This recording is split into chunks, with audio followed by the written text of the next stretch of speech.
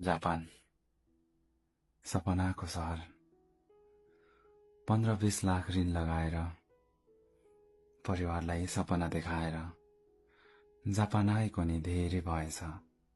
सपनाको सहर भन्नु मात्रै रहेछ। एकचोटि पुग्न मात्रै पाए सपना पूरा हुन्थ्यो चाहिँ लाग्थ्यो। अहिले एकचोटि घर जान पाए आनन्द आउँथ्यो चाहिँ लाग्छ। 1-2 वर्षमा त लागेको ऋण तिरौला अनि पैसा जोगाउला, घर पठाउला सोचेको थिए, तर जता गए पनि भाग्य नै त हो चाहिने। आफ्ना बिना त यो जापानमा काम समेत नपाइने।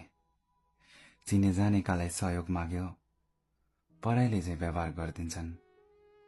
पढाइसँग सहयोग माग्यो, स्वार्थ लुट्न मात्रै खोज्छन्। गरेछन्, गर्नेले त 2-4वटा काम गरेछन्, टन्न पैसा कमाछन्।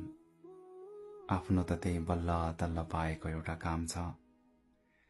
त्यही एउटा काममा पनि शिफ्ट कम छ।